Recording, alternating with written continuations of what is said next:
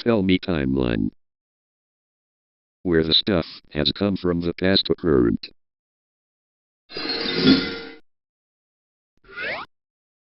Back in 1271, Kublai Khan officially proclaimed the Yuan dynasty in China, uniting the empire under Chinese administrative traditions.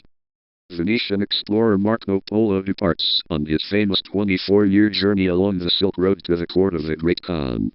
On 1271-1272, Edward I of England and Charles of Anjou arrive in Acre, sparking the Ninth Crusade against the Mamluks. On 1274, the Second Council of Lyon convenes, in an attempt, ultimately unsuccessful, to unite the Eastern Orthodox and Roman Catholic churches. On 1274 and 1281, the Mongol Empire launches two massive naval invasions of Japan, both of which are repelled by fierce samurai resistance and devastating typhoons, later termed the Kamikaz, divine winds. On 1277, the Mamluks of Egypt under Sultan Baybars defeat the Mongols at the Battle of Eldistan, briefly pushing Mongol influence out of Anatolia. On 1279, the Song dynasty in China collapses following their catastrophic naval defeat by the Mongols at the Battle of Yemen. Kublai Khan's control of all China is finalized.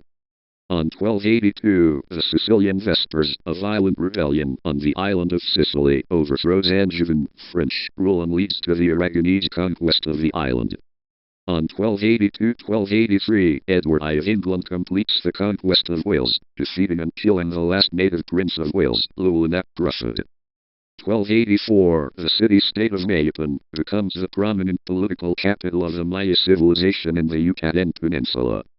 On 1285, Philip the Fair, becomes King of France, a reign that will greatly centralize royal power and the state bureaucracy.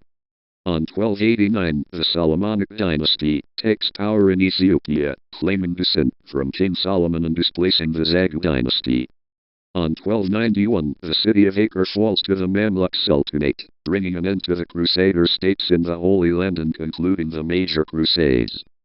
On 1295, Marco Polo returns to Venice, eventually dictating the travels of Marco Polo, which introduces vast swaths of Asia to the European imagination.